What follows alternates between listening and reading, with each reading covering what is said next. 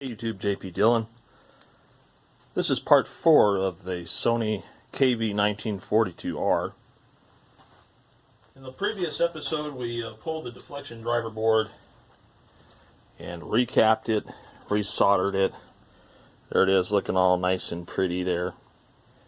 So we need to reinstall it back in the set, and then we're going to focus on this board here, which is your horizontal output and high voltage board.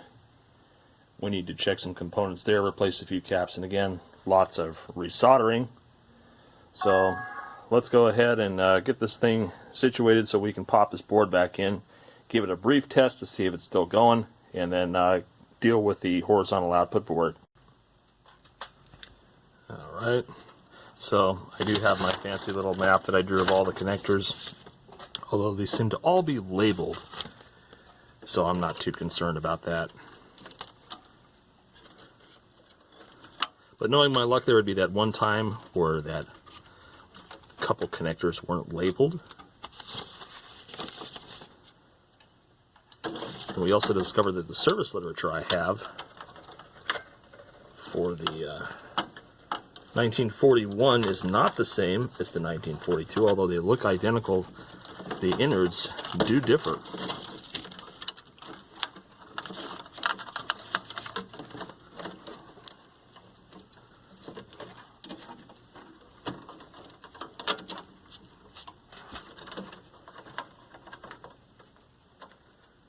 Alright, so D1 goes back here, assuming it will let me hook it up.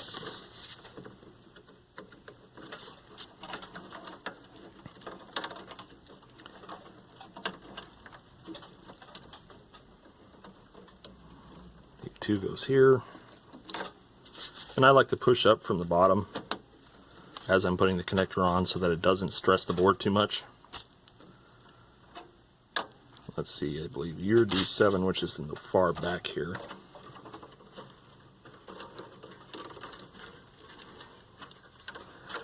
There's another one that goes back there too, which is D9.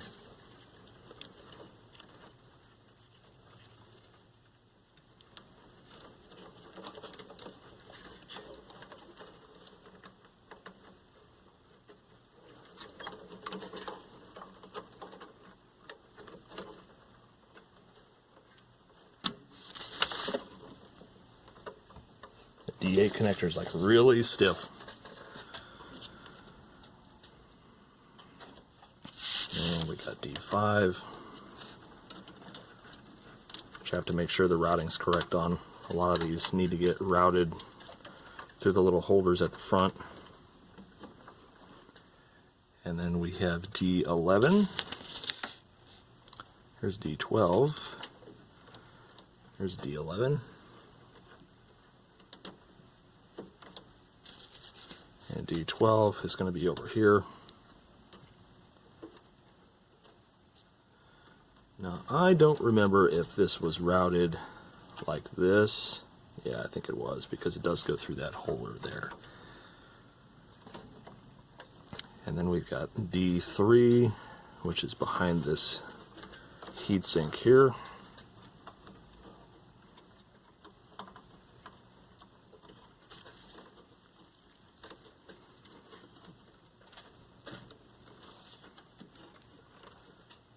And then the last one, which is this guy, goes way the back here to the, let's see, I believe it does go back there. Or does it? Yeah, this says B1. IF board's the A board. Yeah, let's see. Let's see if this is a B connector. I don't remember. Yep, that's B4. Oh, there we go. B2 is down there. And this has to get routed along here, back through this gizmo right here. And then, yep, that is in fact labeled B1. And goes through that there.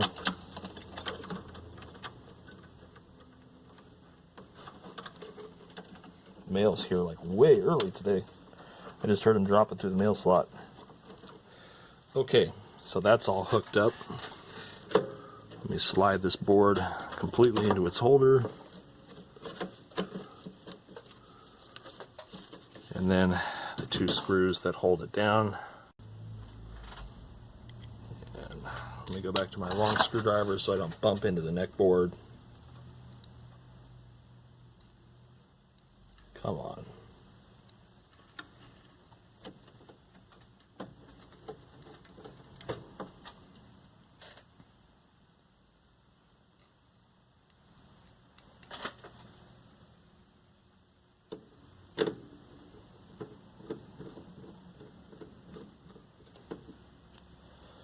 All right. And then let's just go back here to the wire wraps and tuck some of this stuff in here like it's supposed to be. Yep, that piece of plastic broke. Maybe not. Old brittle wraps are not happy about that.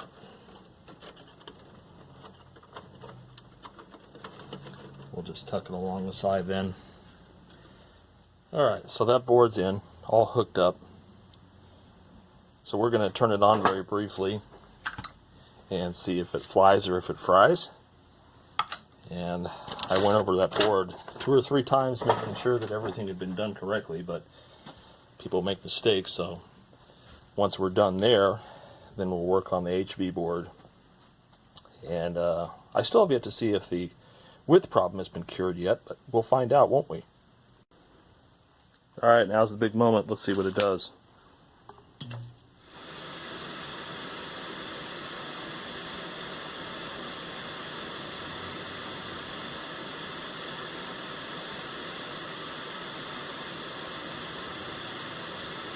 Still got the low width issue going on. We may have to troubleshoot that, but at least it's stable. Alright, onto the HV board after a quick discharge. Alright, so taking a look here on the HV board. Here's your cute little baby flyback. It's your pincushion transformer. And that little baby flyback then goes into the tripler and focus block. They do have a size adjustment, but that shouldn't affect that much. We got bigger issues going on considering how narrow that width is.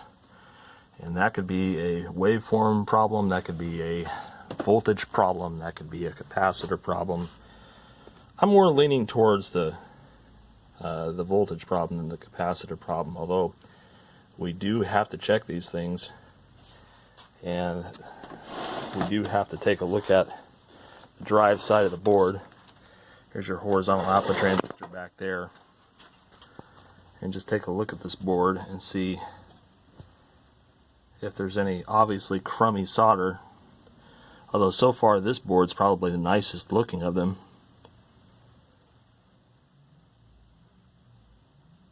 We do have some crummy solders back here though. Like where this red wire comes out.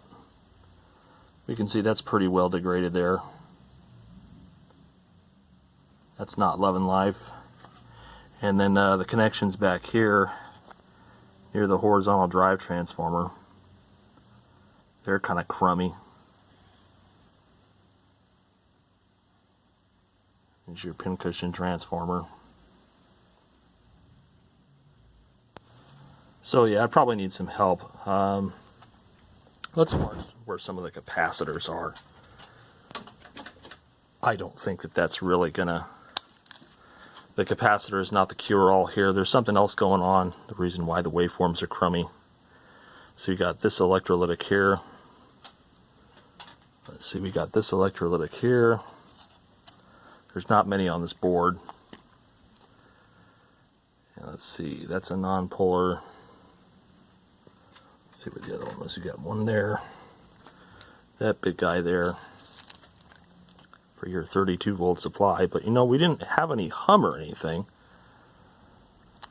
So like I said, I don't think it's a capacitor problem. I think it's a little more drastic than that. And then you got that fat electrolytic back there hiding behind the blue guy. And then you've got next to him a little tantalum. The tantalums don't often die in these Sonys. It's usually the electrolytics, if anything. And I think that's it. Don't mind me shaking the camera here. That's a choke, so we're not going to look at that. But let's just grab the ESR meter real quick and just see what the general condition of them is. But like I said, I don't think it's a capacitor issue. Just taking a quick look at these with the ESR meter.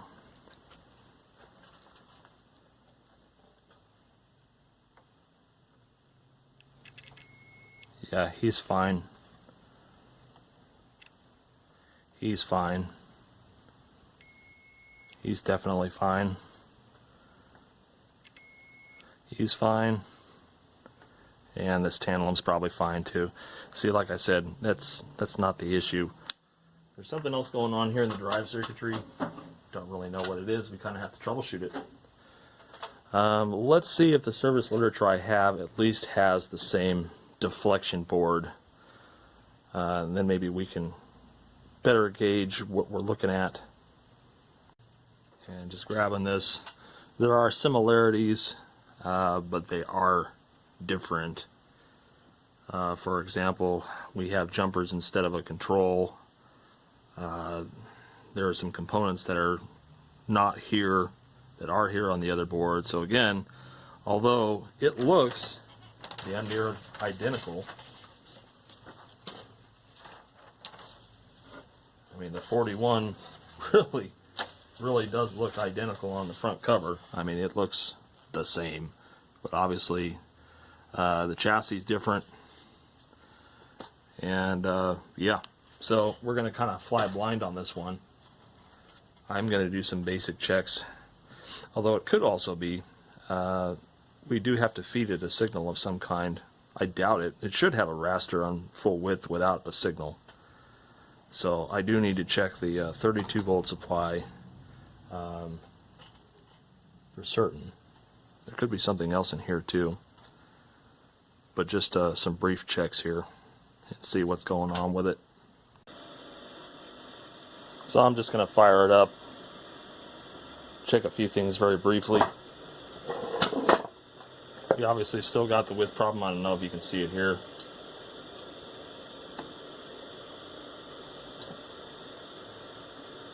Let's check that 32 volt supply.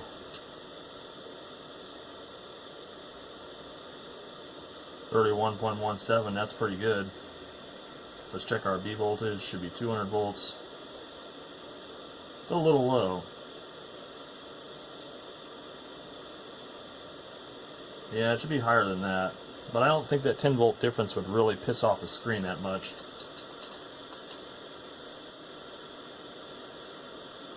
Let's check our B plus here. 128, not sure what that's supposed to be.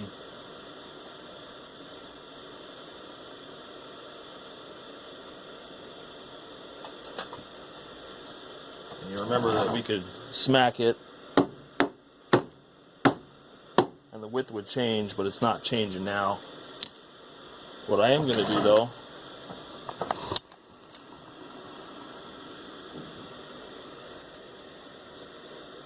move this a little bit, tap on this board with a insulated object and see if I can get it to change at all. So we're not looking at a loose connection per se. Let's just, for grins and giggles, put a signal through it and see if the width comes up. So this is super odd, but as you can see with a signal, albeit crummy because my connection here is sucky, we do have a picture. But still not quite full width yet. Still got some gappage there. But that's You can see that most of our jitters have gone too. It's interesting. That's a pretty beautiful gamut of color right there. Let me just take this off the stand briefly. But you can see there on the left side, we're still not quite right. We've got some gap here. But color looks great, man. Wow.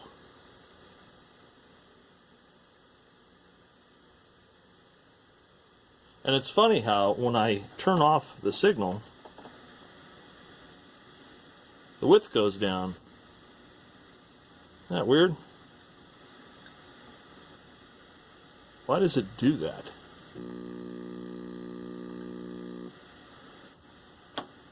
That is strange. I wonder what my voltages look like now. Did that 100 and... yeah, that was good for my meter. Did that 100 and something, 189 volts now change to something different? Can sheep's bladders be deployed to stop earthquakes? All this and more. 31 volts. And let's check our 200. Still 189 volts. So that's bizarro that the width would increase like that. I'm not sure what this is supposed to be. As far as voltages, I'm not going to go probing around the flyback. That could get your meter cooked.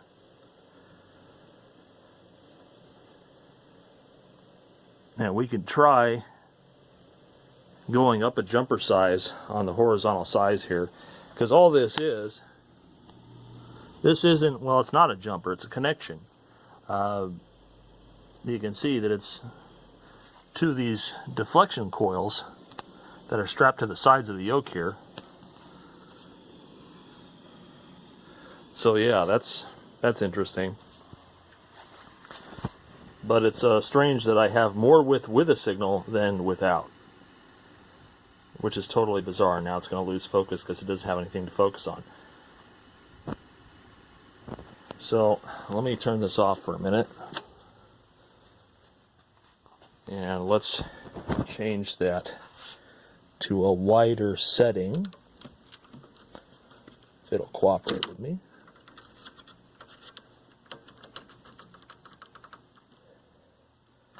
Yeah, you can't really see it back here. So let's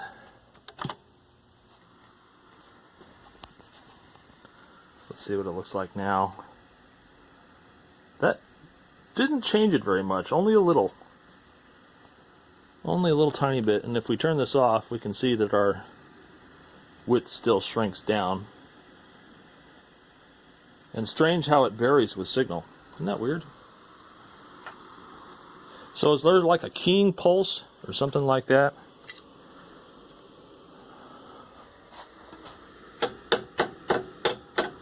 Let's go to a stable signal again. And let's look at a crosshatch. And if I go bingy smacky on the board, I mean, yeah, that's our video and color processing, which we haven't gotten to yet.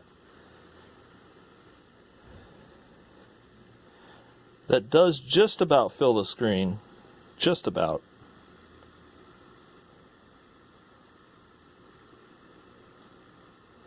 And I'm down 10 volts on that 200 volt supply. Not sure where that comes from, because obviously my schematic doesn't work, although I can look at the principles of the 1741 or 1941. Yet if I go to a less signal, 7142, you can see that it just pulsates in width there, which is just so odd to me. And then let's go to this is your control board up here, tuner board, no change in width.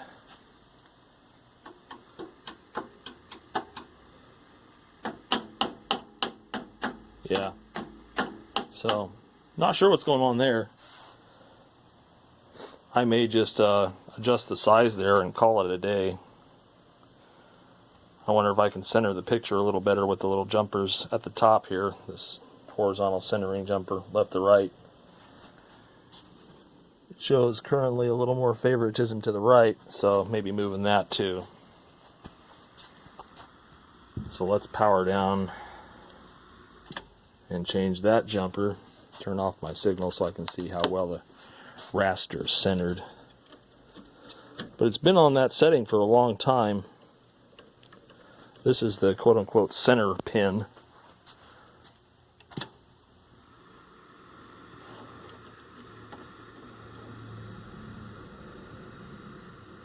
And we can see that that now favors it more towards the left.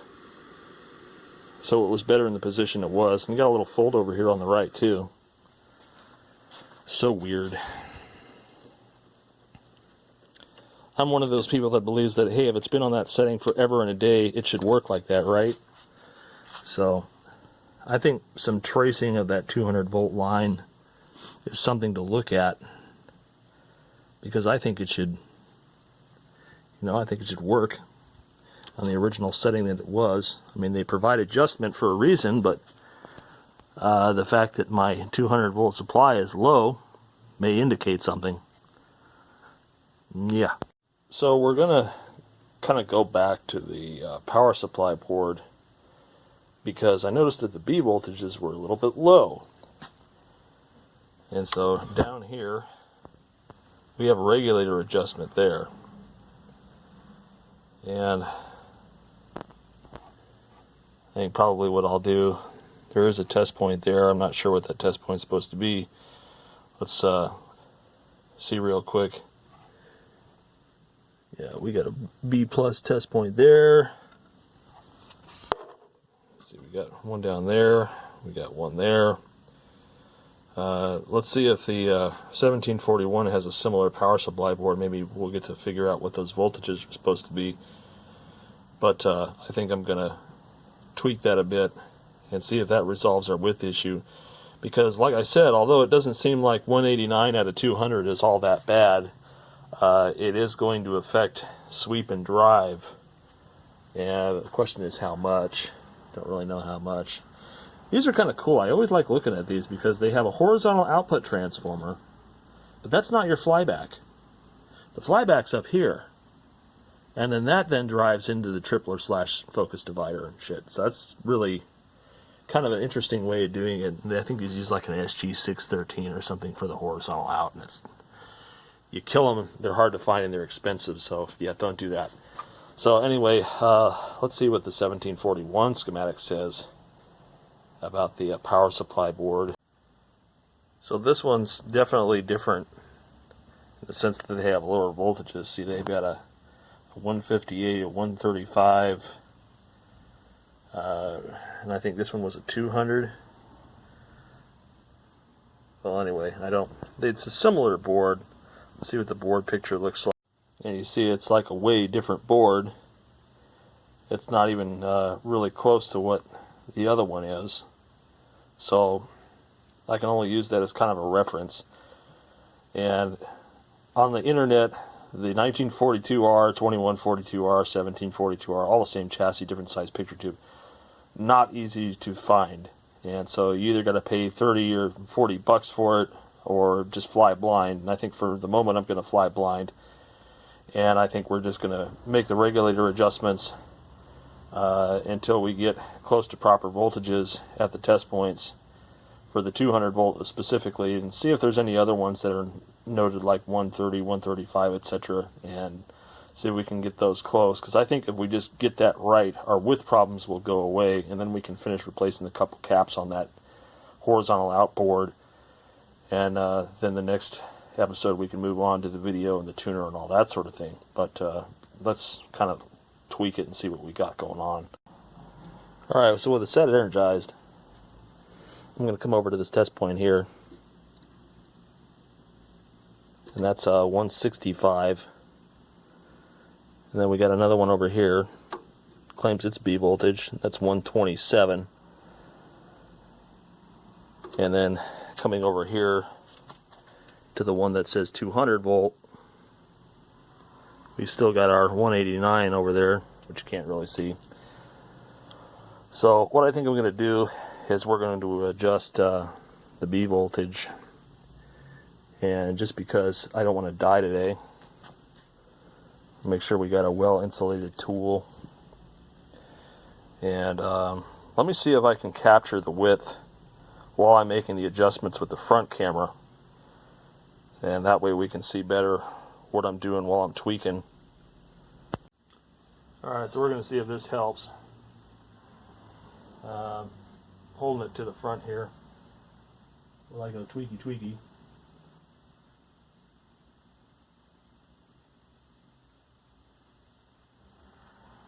That control is super touchy. Alright, I'm going to power down here for a moment and clean that pot, because that's like really touchy,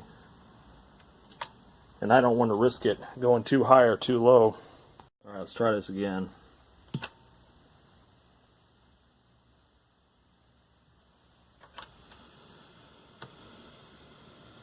Alright, so now we're going to tweak this a little bit. You can see already that it's definitely a change.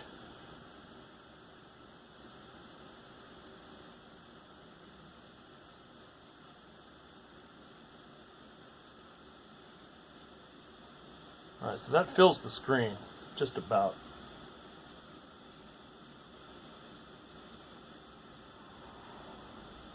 So let's take a look and see what our voltages are now. Alright, so we're going to come back over here to our test point.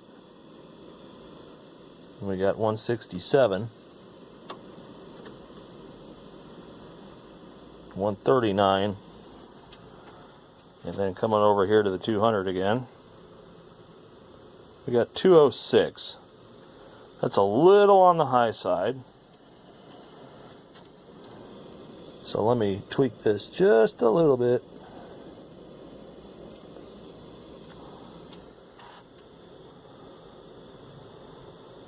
.3.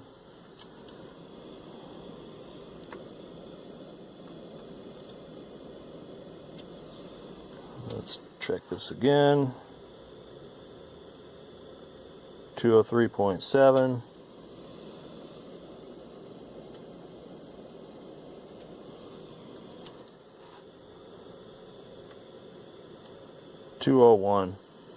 .9. That's pretty close. And so now if we go to the front here, we still see a little bit of reduced width.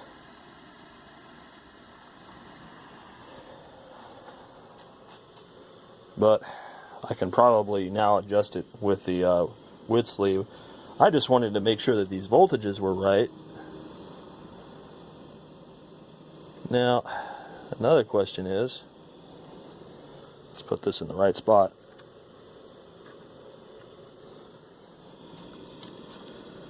Is this 110 volt or 120 volt set? Because if it's 120 volts, this thing should be running a little bit higher than normal. Let's see what the back said. Yeah, so that's 120 volt set. Let's see what I'm running here at the back of the isolation transformer. Wow, so that's actually really high. 128 volts. That's too high. Let's find something with 120, or let's do it right into the variac. I swap this over to the variac here, and we adjust the variac, because that's kind of bad.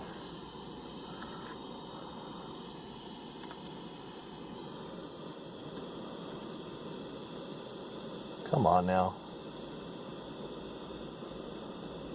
Alright, so 120 it is. Yeah, 128's too high. So let's go ahead and swap this over to the variac. And now we can, let's see what a difference is on 120 volts. How much shrinkage we got now. A little more, kind of like before. So let's take our voltage measurement again. And let's see what our 200's doing. It's still at 201.6, so the regulator's doing its job. 158, 136. So this in theory should be about on par with what it's supposed to do. I mean, I can crank it up a little bit to like 205 or 206 so that it fills the screen. Let me switch cameras here again. And let's just turn it up a tiny bit until we get the raster filling the screen again.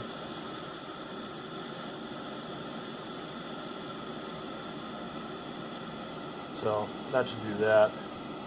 And then we'll see what our voltages are at. We've got a little tiny bit there at the very edge. I really don't want to go more than 205, but let's see what we got. So now coming over to our 200, 207, yeah. And if we come over to our other test points here, 158, 140. So yeah, I guess it is. It's just going to be how it is. Turn it down a little bit again.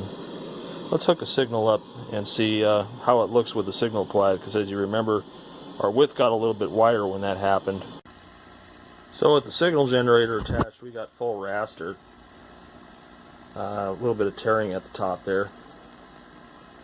Not sure what that's about. If I tune off channel a little bit. Could be a horizontal frequency thing. Let's see if I adjust this. Let's see, horizontal shift, size, vertical hold. It's gonna blink like crazy. It's come back around here. Vertical centering, vertical linearity. There's your oscillator control right there. Drive. You can see back here. Not sure what that is. Probably your oscillator frequency control. Yeah, I'm not going to mess with it. Just, okay. But yeah, that looks good. Let me switch cameras again, and then we'll do the width adjustment. And so I'm going to turn down the B voltage here until we start to see shit on the sides.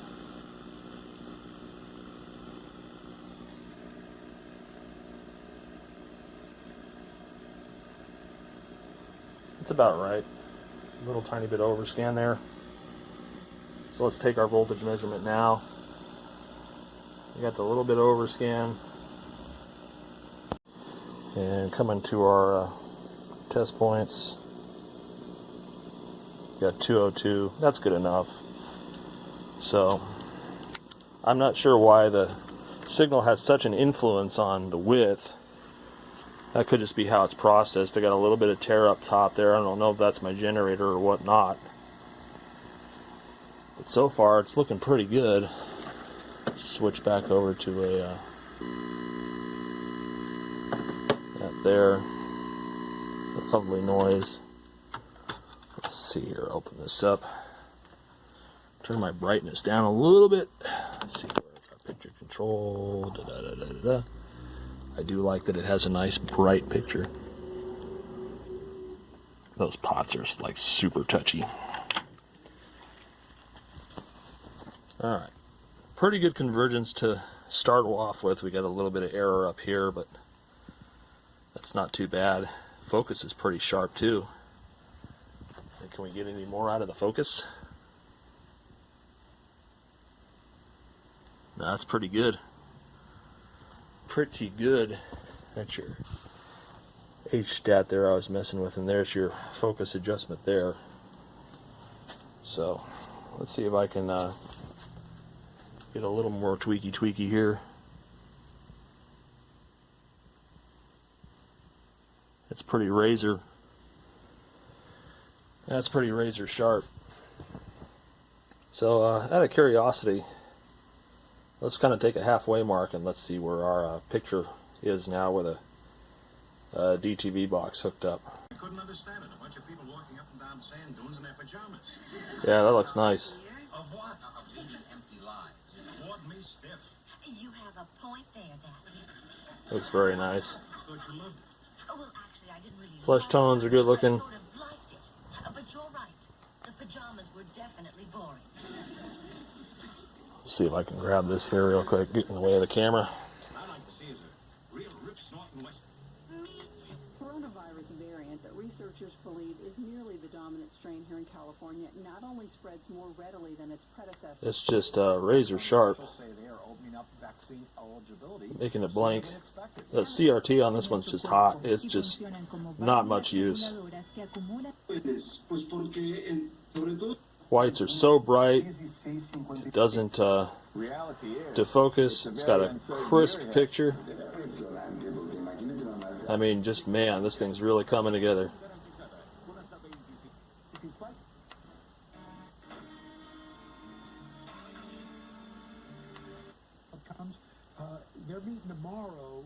I mean, this thing is bright, and I have the picture control turned only about a third of the way up. It's just bright. This is my plus. Very cool. The area of the two smaller rectangles. Why? So yeah, that's pretty awesome. That's correct. When he refers to driving, one of the All right, so I think that's going to do it with the width problems. For some reason, it likes having a signal.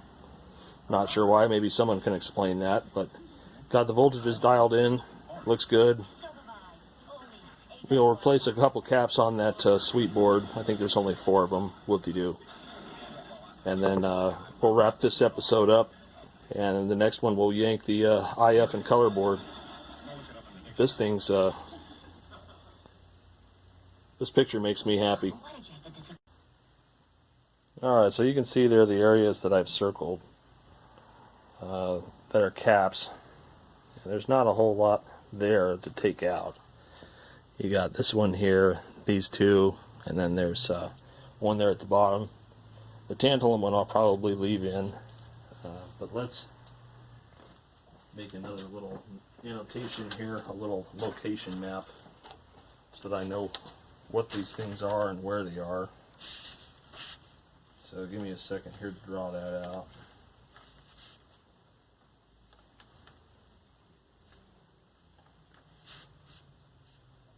And you got these 2 up here next to the drive transformer.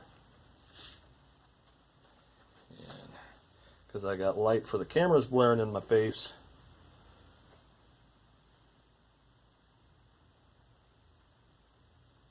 I guess they're actually marked on the board here. Well, this one is. Yeah, so the stripe negative goes up on that one and goes down on the other one. And we finally got this one down here at the bottom. Alright. Let's go ahead and unsolder these guys. Taking a note of what they are.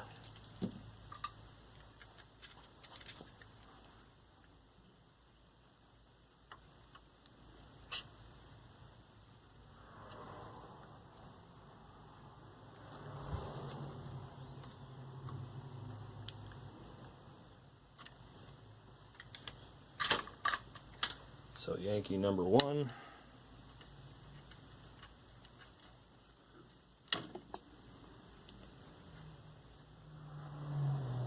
This one's a 330 at 50.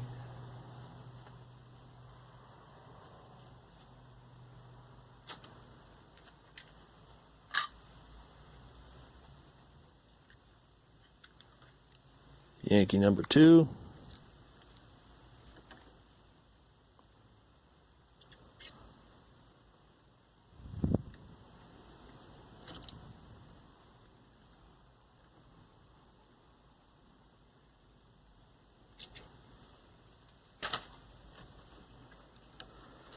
Remember, kids, always discharge your power supplies before you go poking around in these things. This is going to be a 33 at 160.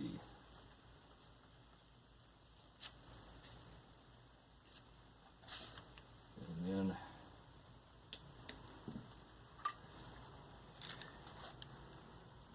let's see, Yankee number 4.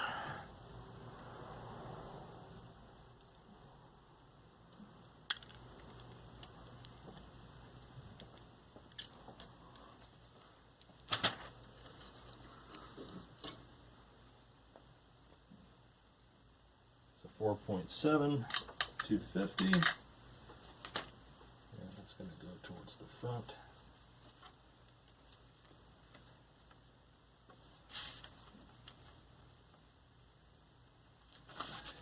And then finally, this one down here. And I have to make sure not to murder that wire next to it.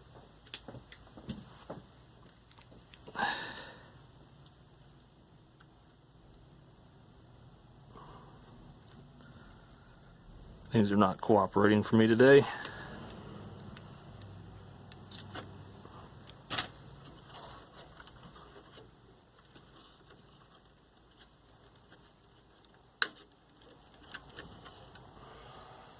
That's going to be 47.35. Okay, let's go yank these caps out of inventory and pop them in there. All right, so let's slap these things in here. Got our 33 at 50.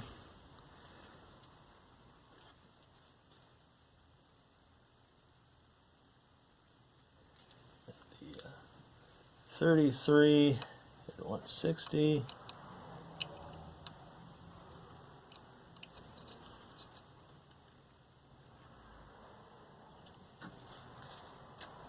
We get our, let's see, 47.35, which is a little bit of a chore to get in here. Stuff in the way.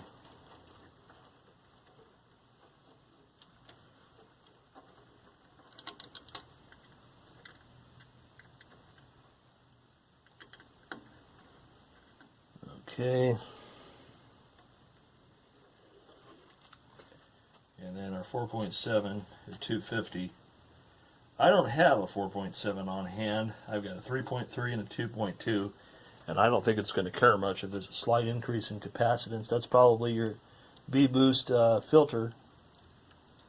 So a little bit more filtering ain't going to hurt it.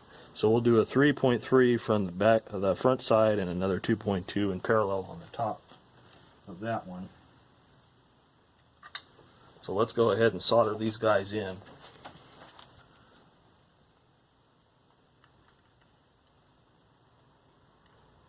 And then we'll take care of any soldering on this board.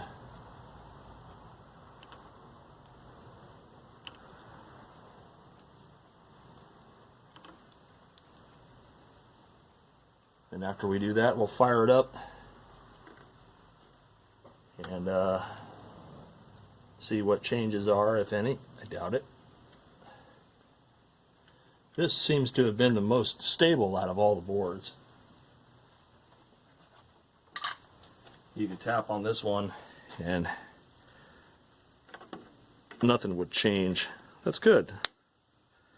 That just tells you that this board was better built than most, although I did see some old solders back here near the horizontal driver stage transformer.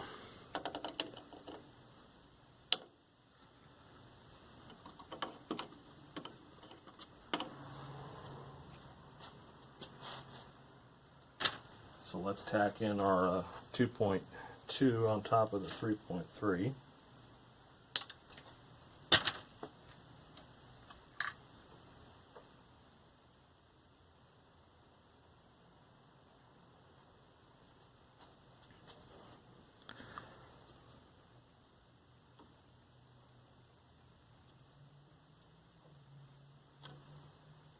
That should give us the closer to the value that we need. Okay, so let me see if I can position this a little better. And maybe this will work better than this. Not really. Yeah, not really. Maybe some less direct light. Yeah, I'm thinking this is just going to be how it is. I can see well enough to solder on it. That's really all that matters.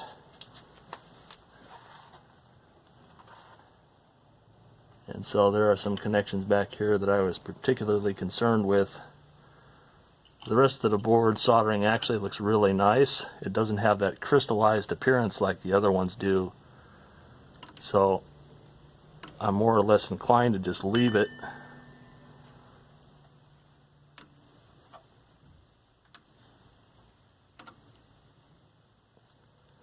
But these transformer connections back here for the pin cushion and the horizontal drive that coincidentally don't get as much ventilation as the rest of the board are going to have a greater tendency to fail. Ventilation is the key to keeping these things alive.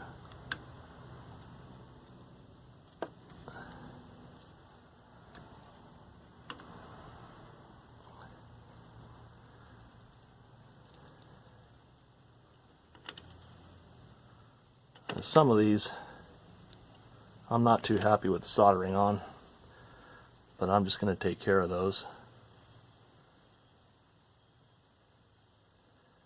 Let's see, you got your oscillator interstage transformer.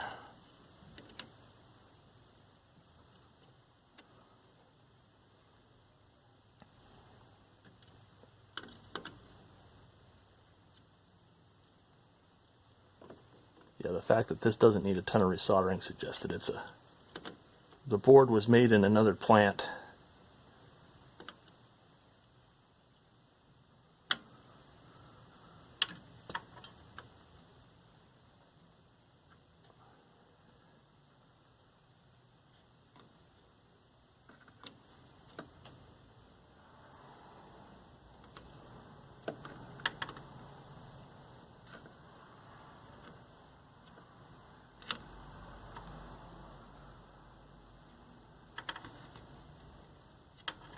These ones back here in the darkened area seem to be the only ones of questionability that I can see. I could redo all the boards like the other ones, but I don't think there's a need for it. Let's see, yep, there's one up here on this choke that was bothering me.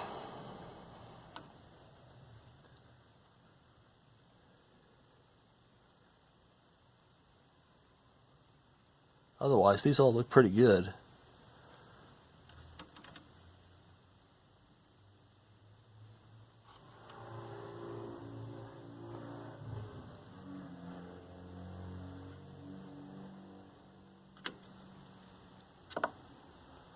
All right.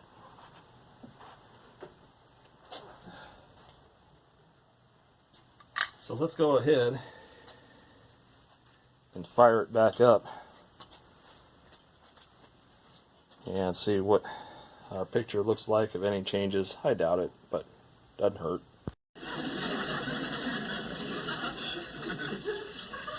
Looks good.